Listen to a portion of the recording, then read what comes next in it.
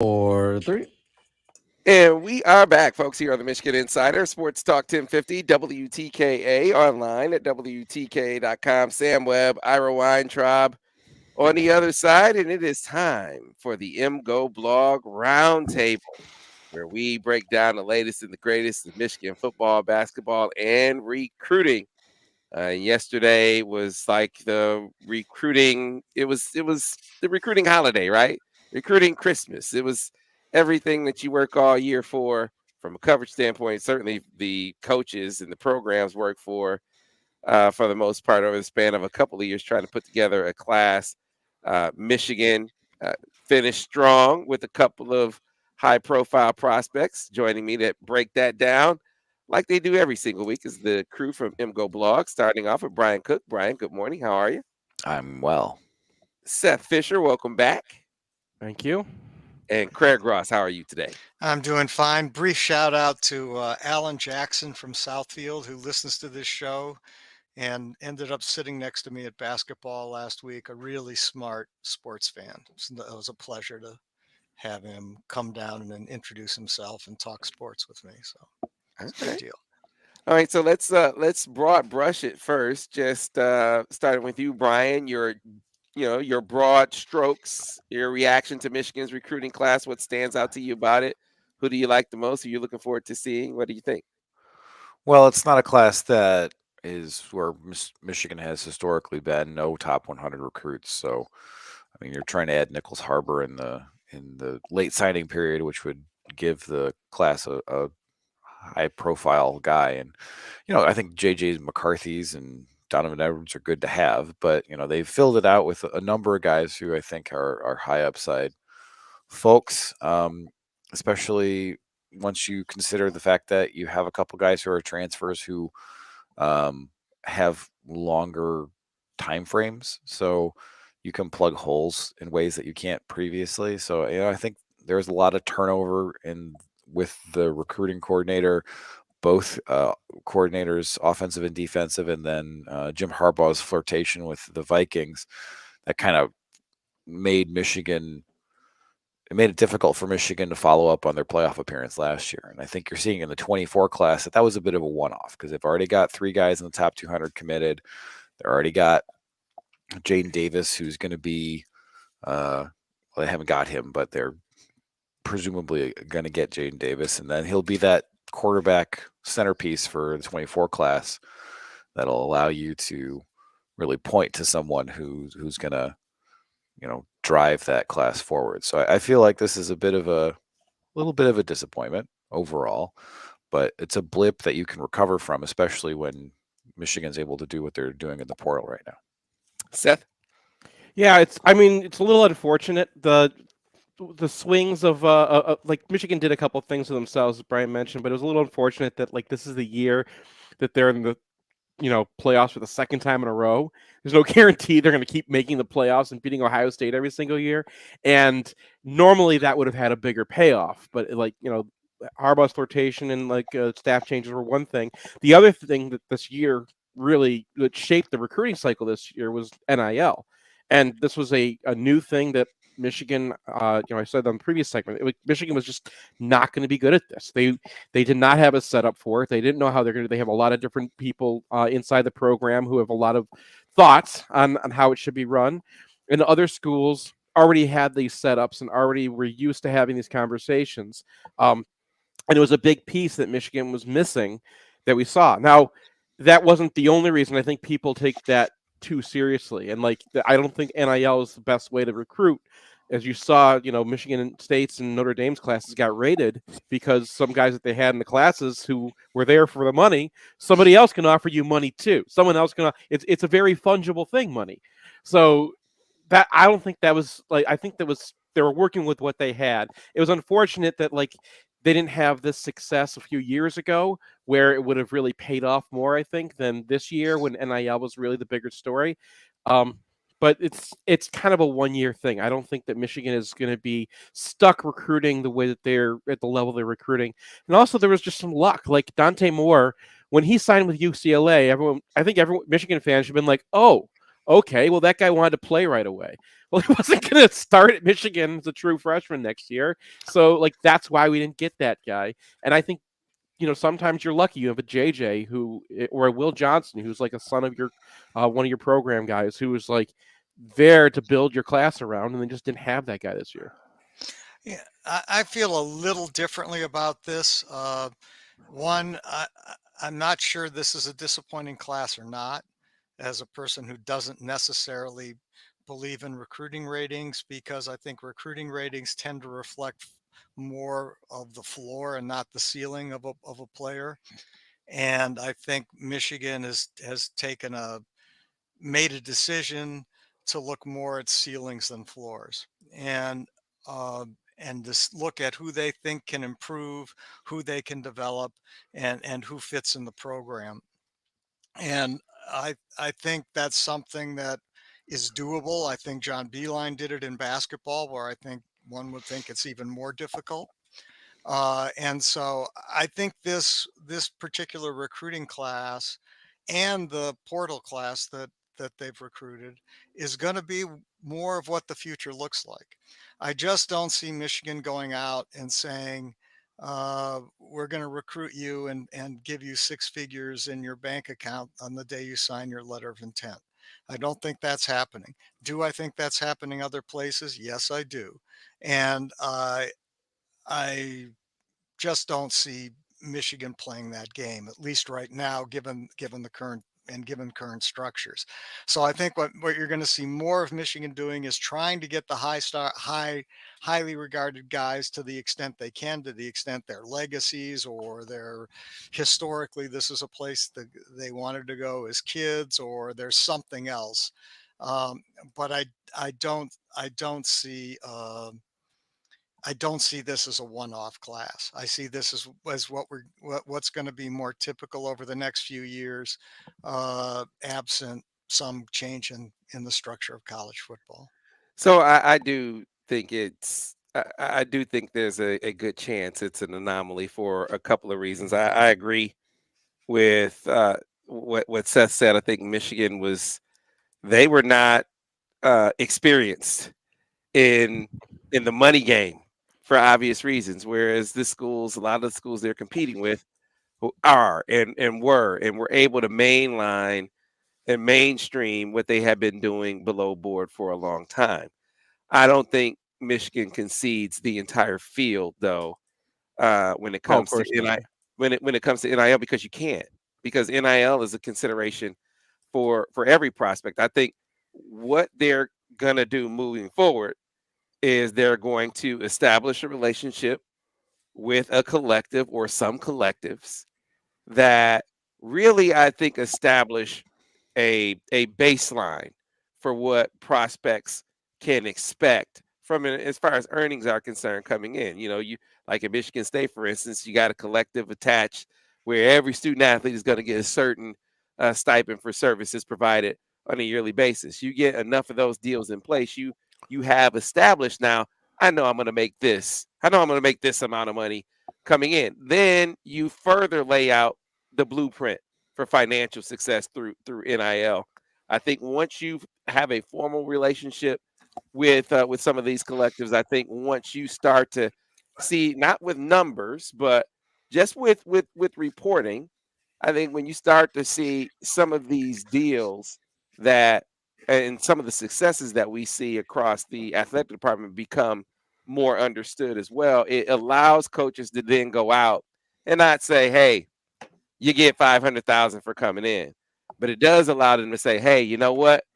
These are the opportunities that you will have if you come to Michigan. Maybe not specifically if you sign, you got to deal with GM, but deals like this are what you're going to have when you come in the door." They need to be able to say that to recruits, and you can't really say that in a formal way right now. I think once they get things lined up, whatever their collective strategy is going to be, and there will be one, I think that'll go a long way towards helping Michigan in this space. And then the other part was what you pointed out, Brian. I mean, you had a turnover in staff that it was going to take some time to recover from, and then frankly, from a strategy standpoint, they're going to have to figure some things out. Like, you had You had a guy you could throw everywhere like Sharon Moore. Who's that guy for you now that you could drop in on any top recruitment and have him be a difference maker? You got some candidates on the staff. I think Jay Harbaugh could do it. I think Ron Bellamy can do it.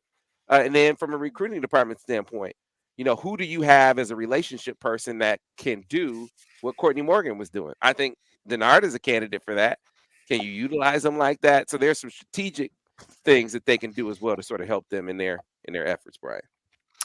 Yeah, I mean, I don't think this is going to be a long-term thing going forward. I mean, Texas A&M was able to ramp that up and get a bunch of guys in because Texas A&M already had an infrastructure for paying players a lot of money, right? Like Michigan, they're playing catch up, and I think they're going to catch up because there's no moral imperative to not give people money, Right. and I think any sort of like restriction on that because of some sort of benighted view of the way college football should be is going to get nuked, and deservedly so.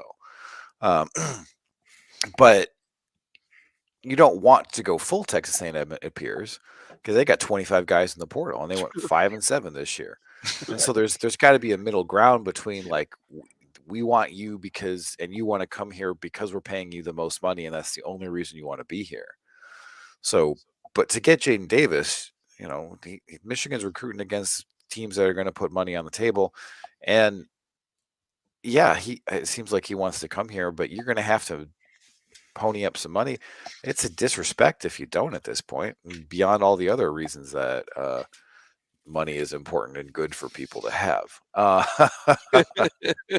What do you guys think of how it's really been striking to me going to whether it's Notre Dame? Seth, you pointed out they got raided, right?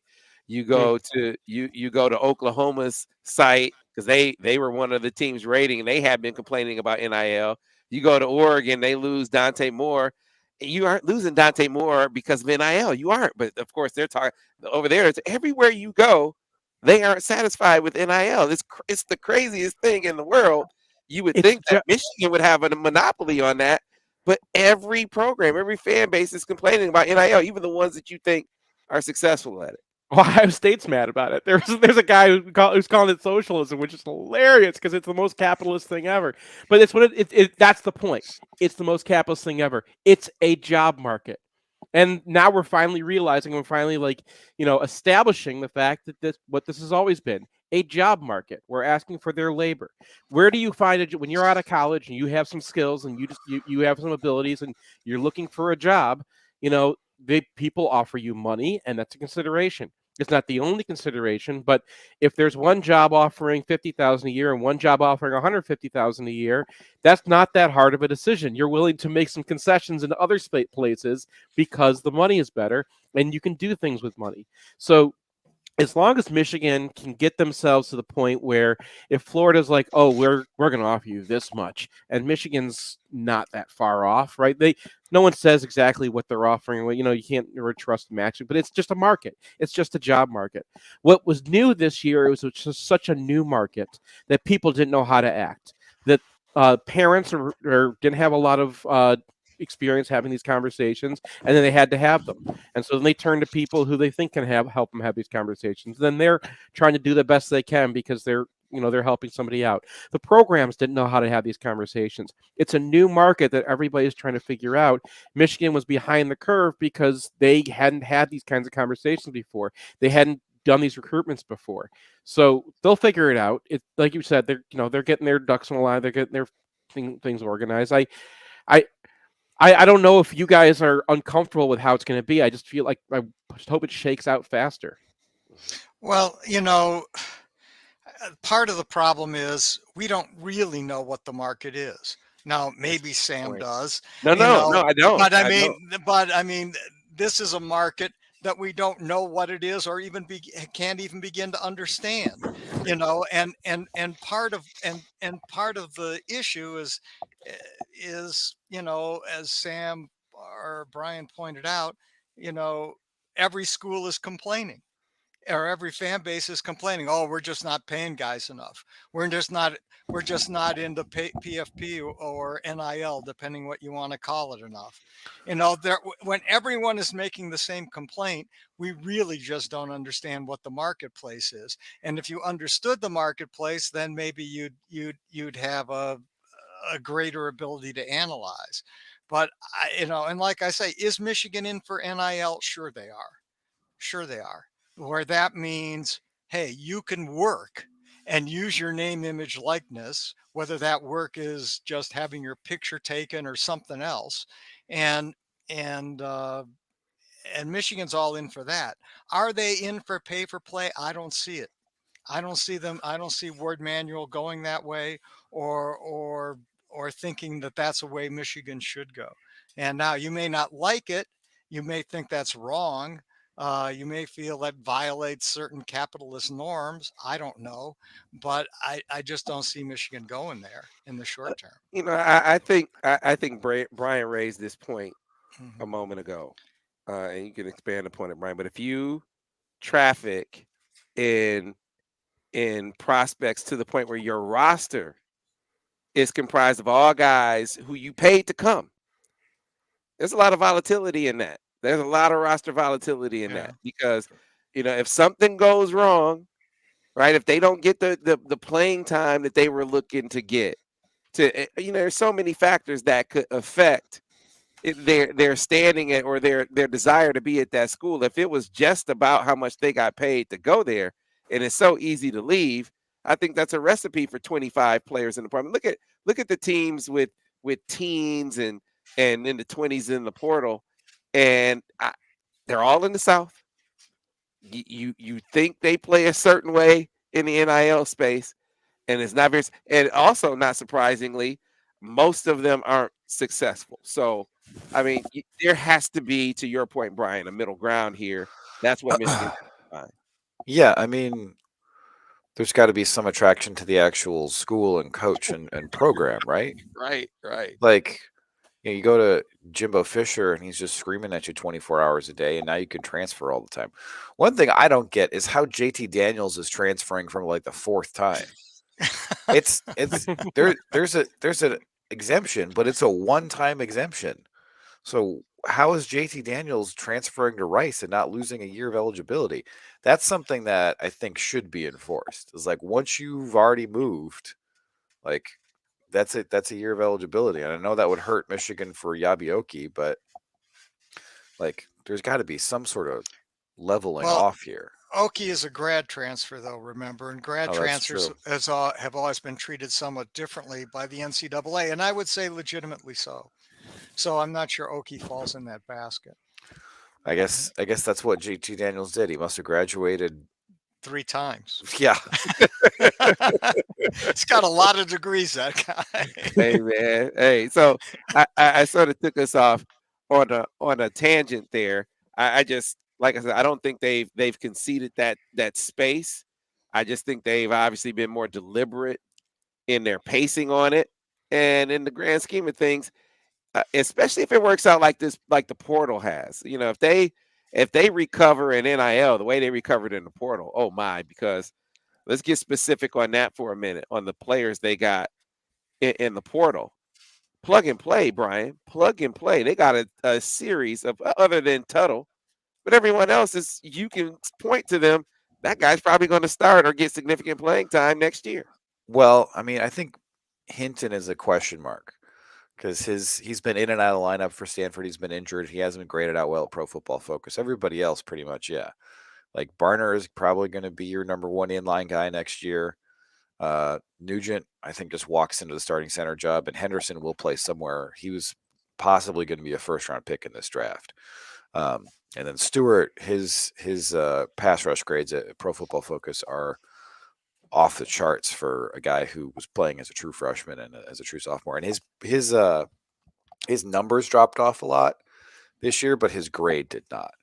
So I think you got a guy who's established as a very good pass rusher in 2 years at Coastal.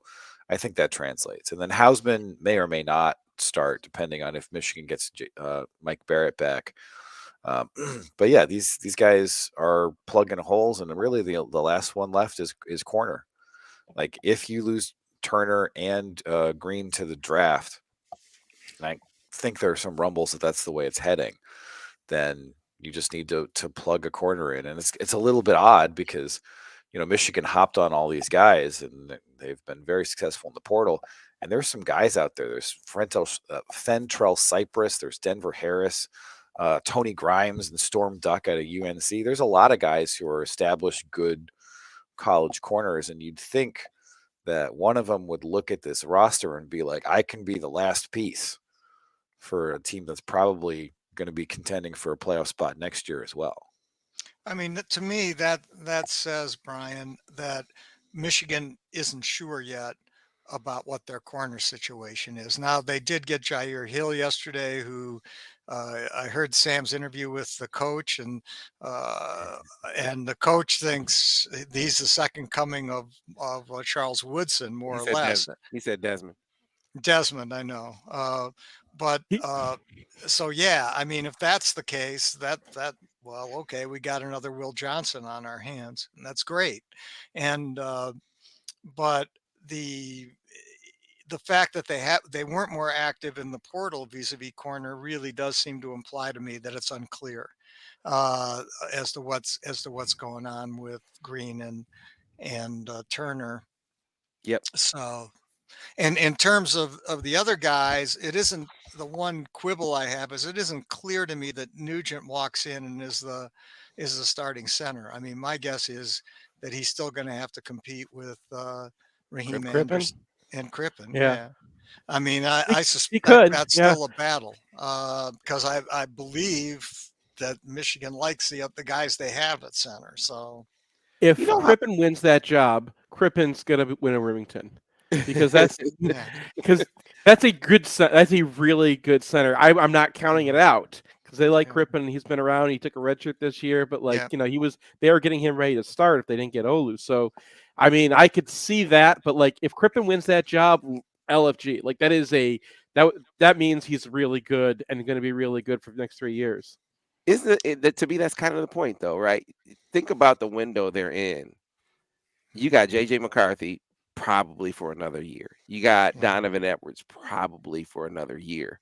Yeah. You want to maximize this opportunity. You don't leave, even if you think Greg Crippen is outstanding, you don't leave it to chance. You make sure your center position is going to be outstanding. Whoever wins that job, to your point, Seth, is going to be a boss, right? And so why not do that at every spot when you are in position to be, at least on paper, be even better next year? You maximize this window, and I think that's what they've done in the portal. Yeah, I mean, he has to. You have to be worried about your own team too, right? So you have to make sure you've had the conversation with Crippen that hey man, you're going to get competition every year, and if you don't see competition beneath you, you're going to see some competition coming in because there's going to be competition in every single spot. And I think they've had those conversations because they've been able to weather these storms. But they had the Frankie situation in basketball. I know that was a weird situation, but like that. There are guys who have better reasons to transfer sometimes that you could lose if you if you recruit over them too much. I don't think Michigan has done that. I think that some of the offensive linemen can be like, hey, what gives, but nobody's guaranteed a spot here. And if you have a guy 2 years older than you coming in who's already started 3 years at Stanford or something like that, I don't know if Brian thinks differently. Well, I mean, one interesting thing is that both the Stanford guys do have 2 years left. So it's a little bit different than Olu, where he's definitely a one and done. And, if you're taking a guy who's got 2 years, then you got some runway. I mean, honestly, Miles Hinton could redshirt this year and then have 2 years later. I mean, it depends on where he ends up. Like if he is ahead of Barnhart and Trente Jones, then he's ahead of him. But if he's not, then the thing that makes sense is to preserve that year of eligibility. And then he just feels like a recruit at that point somehow. And a lot of these timeframes have been changed by the COVID year, which is going to stop happening eventually. It's a kind of amazing how it's still just this huge thing overhanging all of college football, where there's so much uncertainty whether like this guy's coming back or this guy's gonna go, when otherwise they would have just been off to the league. But yeah, it's a situation where yeah, yeah, I just feel like they got Hausman, who's got 3 more years left. Like, not many of these guys are like one and done. So I think that changes the nature of the portal, because you get that second year out of a guy, and at that point he's just part of your program. And you're like having the Walker Olu guys. It's nice if you can get them, but it kind of feels like this year's basketball team a little bit. Like if you continue to have that turnover, because they had 2 guys, go to the draft this year after middling freshman years that didn't really help the team win that much, and now they're starting over again. And I think that's something you want to avoid. Like, you want to avoid whatever's happening in Michigan State secondary. But if you get guys with 2 years or 3 years left, and then you patch a hole or two, that's something that I think really works. Yeah, great break good point. points. Ponder this in the break because we talked a lot about the portal. I want to get just the guy or two in the class that when you look at their upside, or even where they are coming in the door, who you think is going to be an impact player from this class. We'll get, or players from this class. We'll get to that on the other side. Also talk some Michigan basketball, as they dropped another one last night to North Carolina. So we'll get to that on the other side as well with the MGoBlog Roundtable. Before we do, though, want to remind those of you who are taking care of some of those home improvement projects, looking for some gifts to maybe some people in your lives who are doing those projects. Our friends at Chelsea Lumber have you covered. If you go to chelsealumber.com, you'll see Chelsea Lumber is where the home begins for any of those home improvement needs. While they certainly are one of Michigan's oldest and largest lumber yards, they are so much more than that. You'll find everything you need, all of your home construction materials, from lumber, of course, to roofing, cabinetry and pole barns, garages, decks, doors, windows, paint.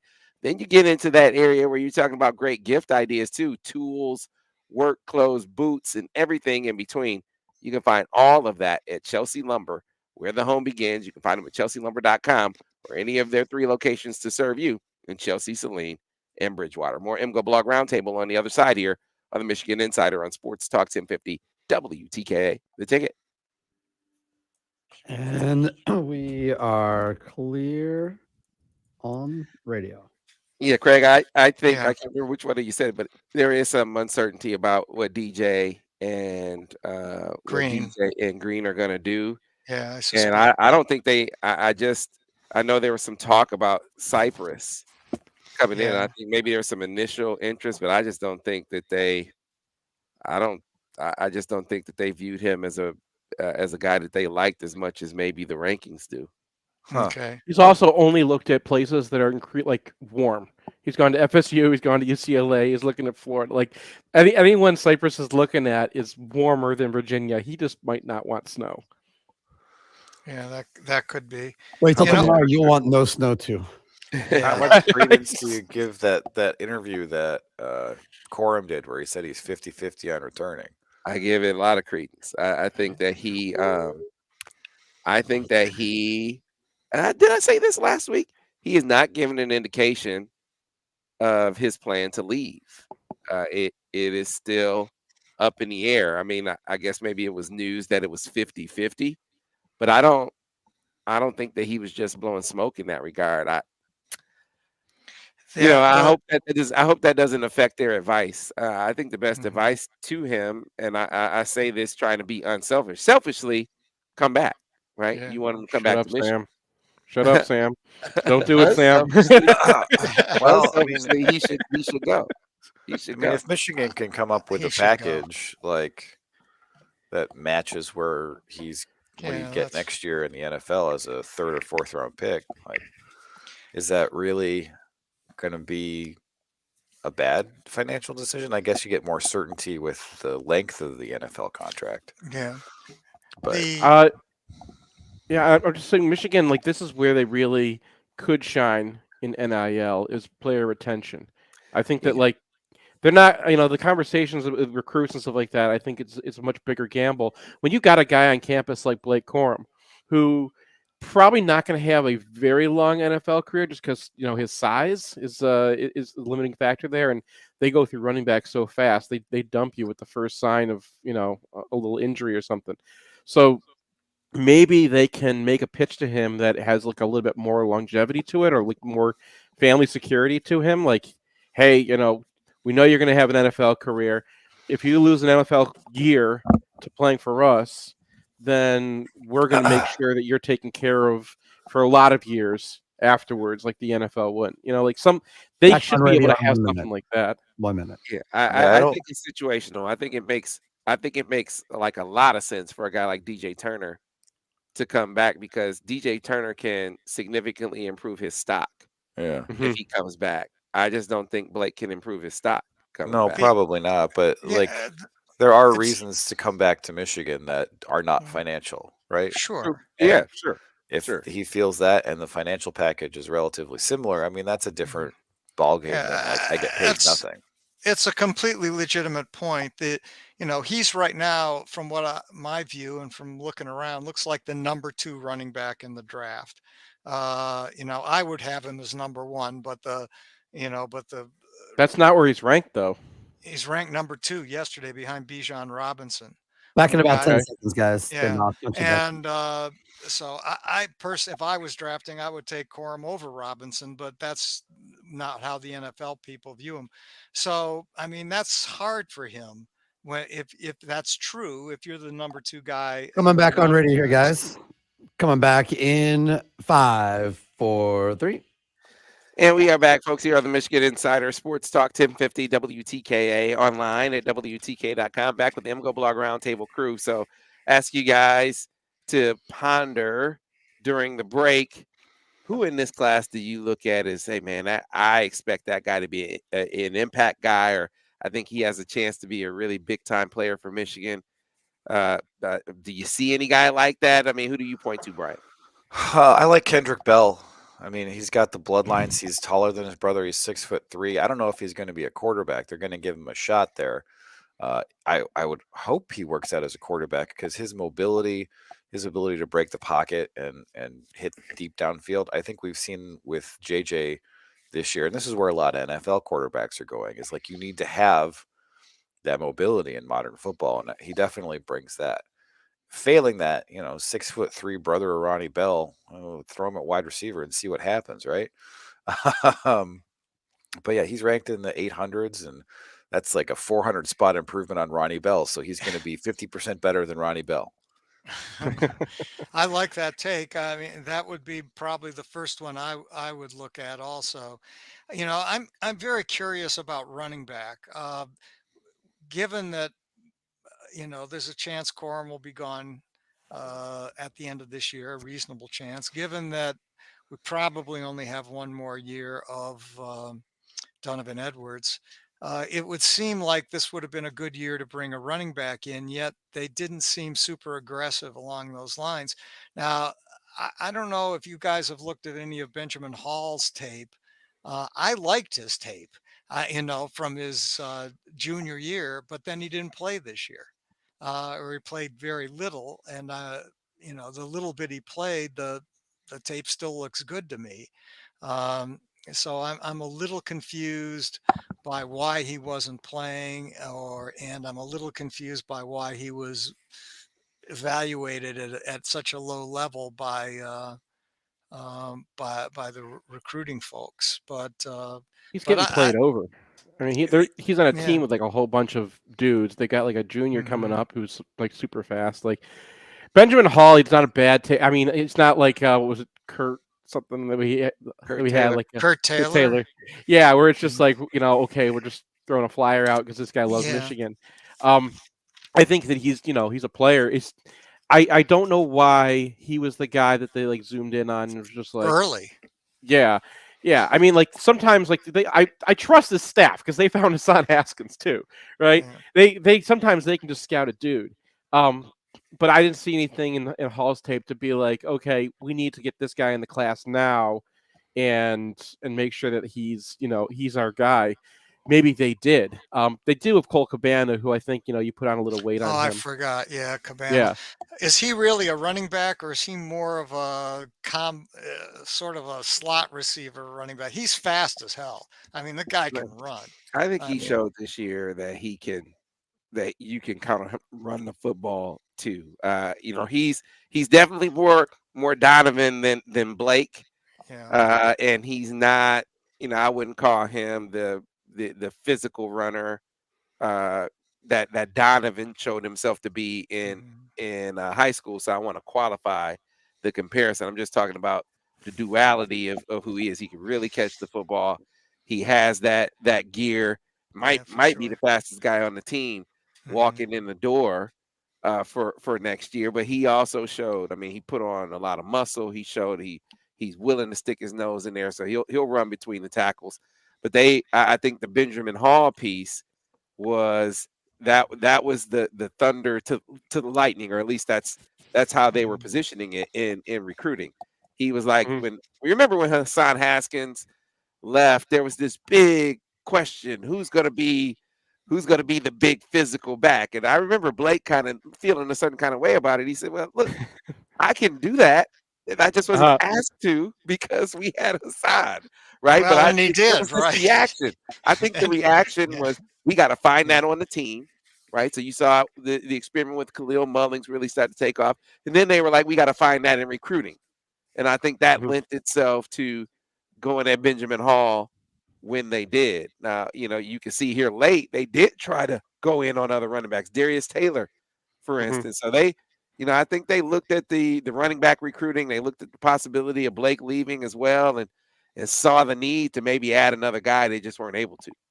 I don't want to minimize this because I loved Cabana's tape as a running back. Also, he just is 175, 180 pounds right now, and so I you give him know, over 180. I mean, looking at you him, think he's Cole. over 180? Yeah, you look at Cole. Okay, He's been in the weight room. He's okay. been in the weight room for sure.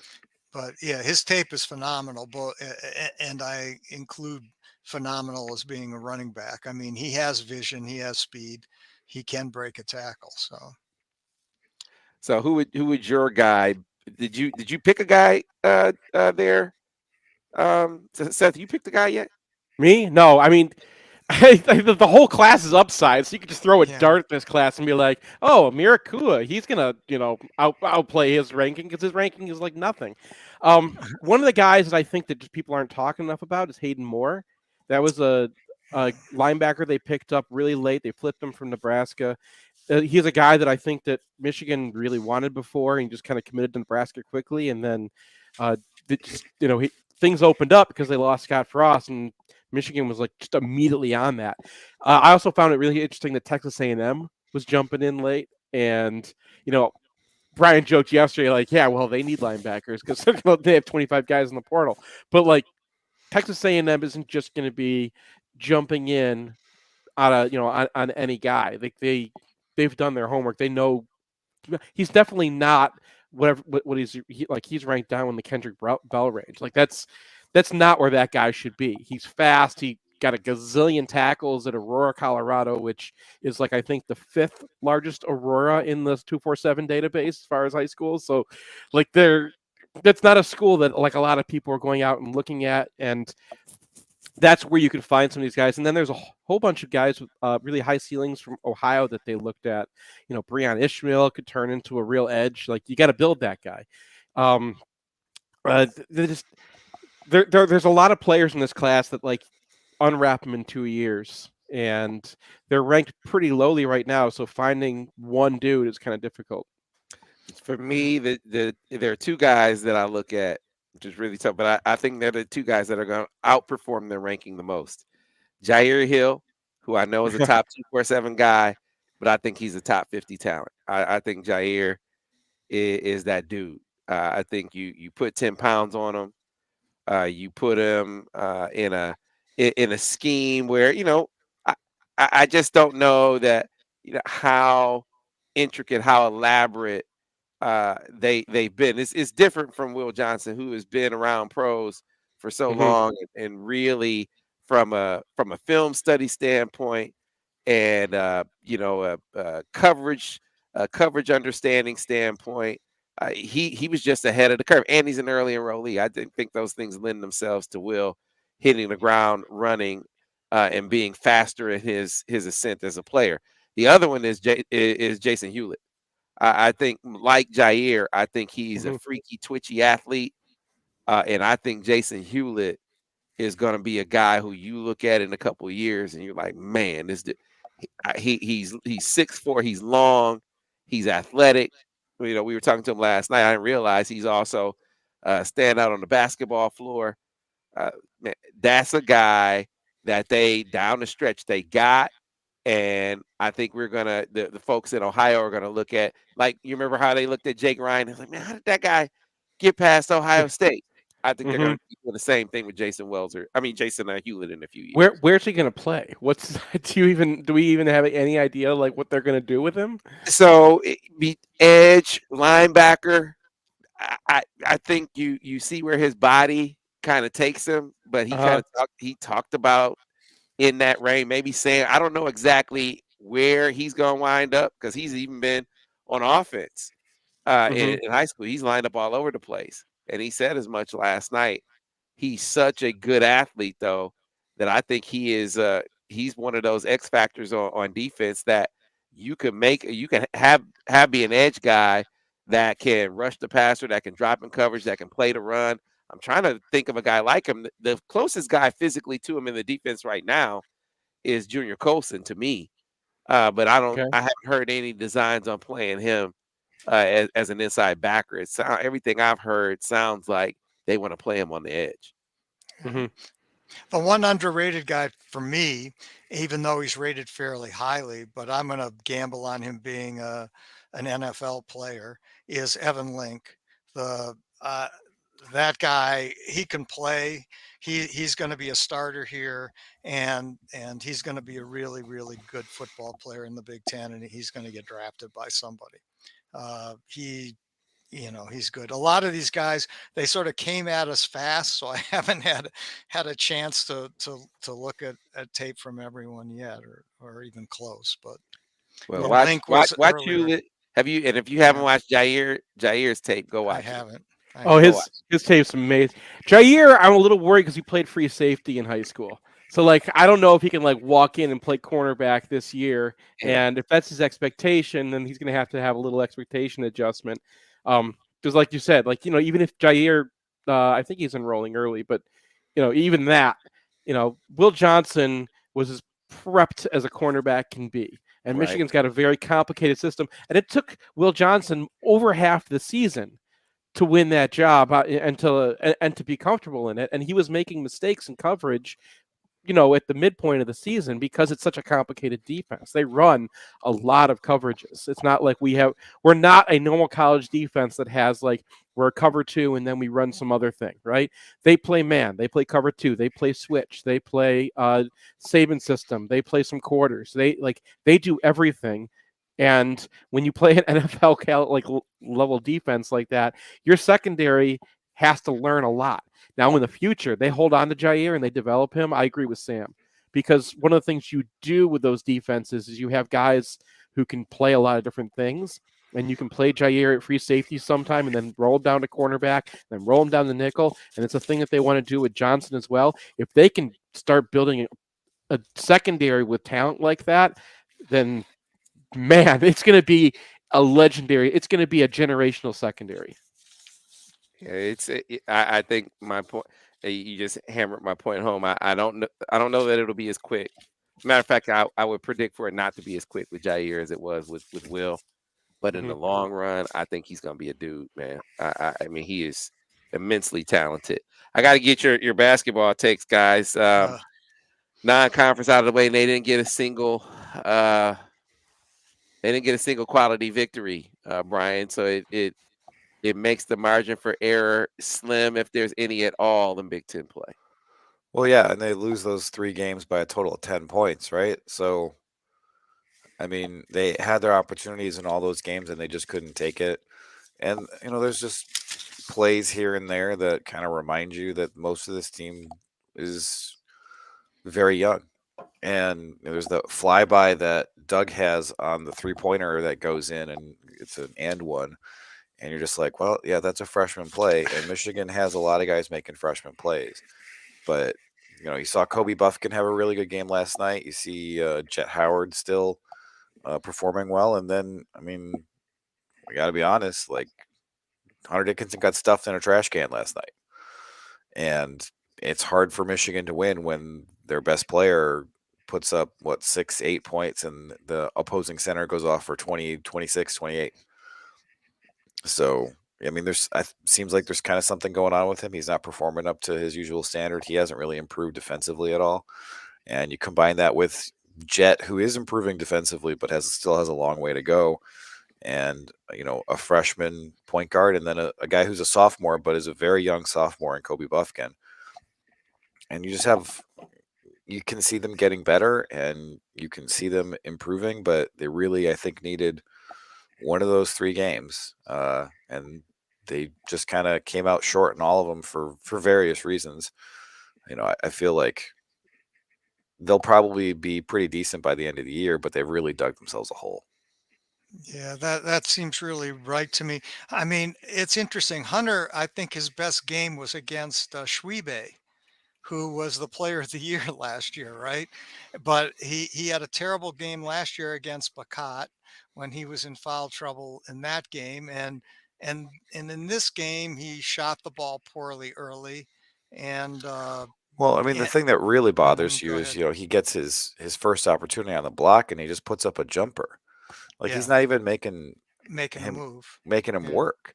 yeah. And that guy ends up like going to the bench in the second half because he's got 4 fouls with 6, 7 minutes left. Mhm. And if he's more aggressive, if he's able to, get a foul on him early, then that changes the game. And the other thing that changed the game was the ridiculous quadruple tech. Yes. Yeah, that Yeah. was moronic. That was just such bad officiating.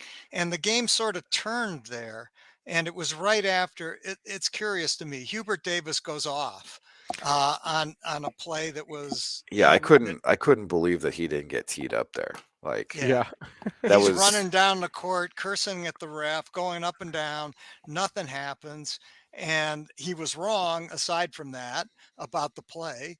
And and and right after that, you get the first call on Hunter, and then which was probably an okay call, and then it gets compounded right away with the second foul on Hunter on the technical, which to me, I don't know, I haven't looked at it closely yet, but it looked a little the whole thing looked a little sketchy to me, but it happened.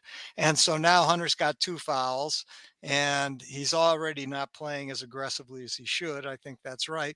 And one of the reasons might be last year against Carolina, he was in foul trouble from the get-go against Bakat. He ended up in foul trouble in that game. And so maybe he was a little gun shy, and then he's got all of a sudden 2 fouls in the game, which Michigan had dominated early and played very well. All of a sudden, just flips, and they still almost win it, but they're just not I'm good enough to overcome that sort of stuff. this team has 3 pieces right now. They got Hunter Dickinson, who was just off last night, and I think part of the quadruple technical was Hunter just being silly. Like, he doesn't need to do some of the things that he's doing, I agree and with that. they could have avoided that whole situation. And like that's kind of what you get from Hunter, right? Like, his emotions will go in different directions in a game, and he's a heel, and when he He is a can't heel. when he doesn't feel it, the heel, gets mud in his face. And Bakat is just money at doing that to him. North Carolina is just really good at it, right? Like, North Carolina and Duke are probably the best 2 teams in the country at just kind of like getting under your skin by just the way they play. And that it works against Hunter. The next piece they have is Jet. Jet is just really young. And there's no way to unfreshman him without like just having him play. Offensively, he's the thing that they have going. One of the things I liked about this game is that we were worried about what happens when you put him against, Leaky Black, who's like this defensive guy who's not really putting any time into his offense. He's just long. And it still worked, right? Like we could still score with Jet. So, and then the last piece is Kobe Buffkin. He's young, he's coming along, but he's kind of the last few weeks kind of emerging into a star. And he's if they had support around those guys, if it wasn't a true freshman point guard with them, if they had, T. Will off the bench and another guy who could, command something or do some or be a problem somewhere on the court. Because really, as soon as you get past those guys, everyone's just kind of a lunch pail carrier, right?